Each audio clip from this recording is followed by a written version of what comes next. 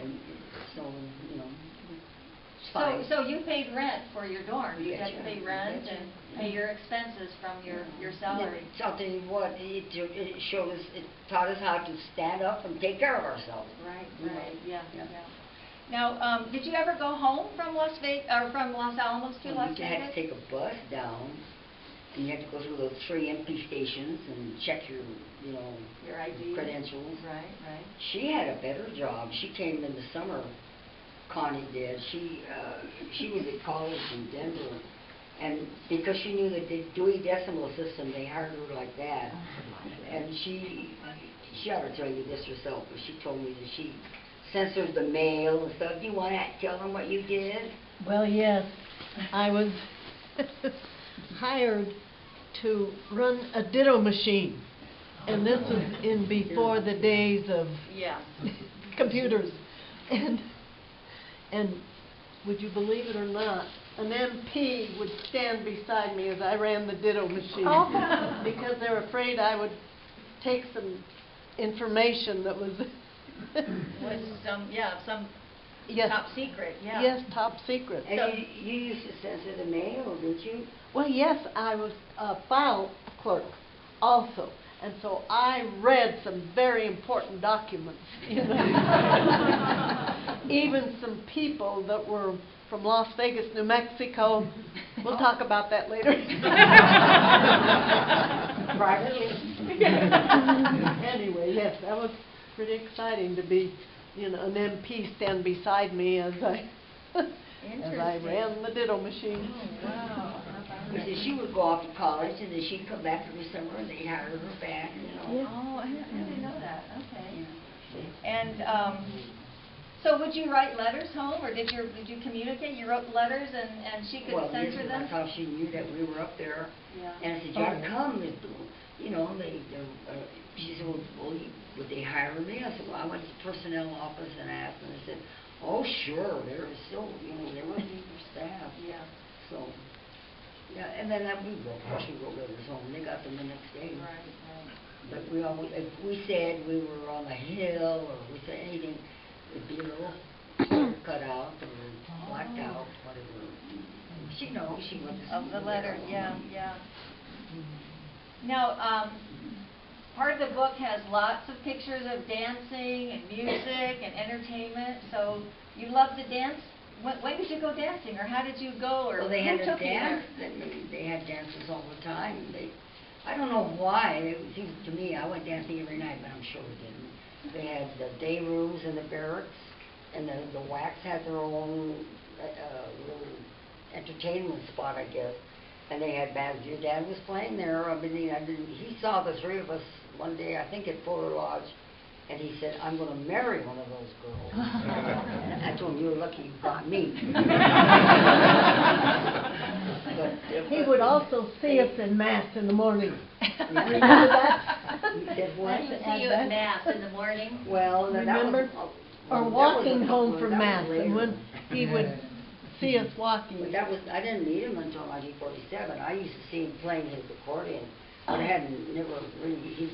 He never came and asked me to dance because he was always playing. Right, right. Yes. And I don't know why he didn't speak up, but he did. He said So how did you actually meet him then? Well, it was after 1947 that he belonged to the Holy Name Society, as Roger did, and they were having a Valentine dance. And the girls in the dorm were all excited. I said, we're going to go. I said, I'm not going to go. I don't want to go. It's Valentine's. And it was also Shrove Tuesday, the day. Ash Wednesday was the next day. Right. And little 2 girls that lived in the dorm, Josephine Martinez and JoJo Olivas. And Josephine Olivas was about this tall. And she said, I'm going to go dance with Maknovich. So I said, oh, I'm going. So I went, and Father Burns, he was the chaplain that had been assigned there. So he introduced us to Mike, and Connie was there, and somebody had a car, and they wanted to take us out to eat something. And we said, well, it's too late. We have to go to Mass tomorrow, and in those days we fasted, so we couldn't get our fried egg sandwich. Okay. But then we said we were going to church. It was Ash Wednesday. So he said, well, When you go by because then they were living in dorms, but they were not, I guess he was paying rent also. I don't remember where that was. It was on the way to the church, the little chapel. So he said, throw a stone on my window. And I said, well, where's your window? He said, well, I'm fourth from the end or something. So we threw some pebbles, and he came out, and he walked to church with us, and that was our start. You know. But I remember a story of him putting his arm around yes, you. What it was was it? very fresh, because they took it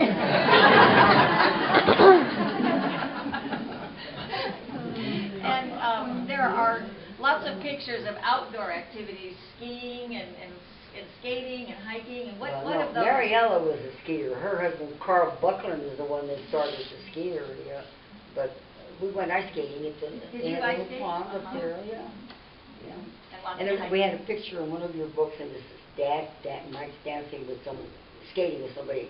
And he said, well, why isn't he skating with you? And I said, he didn't know him yet. Right, yeah. So, taking everybody's picture. Yeah, anyway.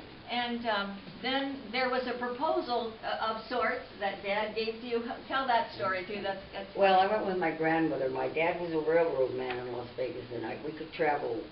We would get a pass and change railroads, you know. And she wanted to go visit her son in Seattle. So we went, we took this long trip. My grandmother was a nurse, and she lived in Denver. She was taking care of handicapped children. But the way she went out to New Mexico, my dad, her husband died of tuberculosis. She had just been married a few years and had these little children, and he contracted tuberculosis, and he was in the sanitarium there, and he died. And my dad had pleurisy all the time, and the doctor said, you've got to take him out west. So that's how we got to New Mexico.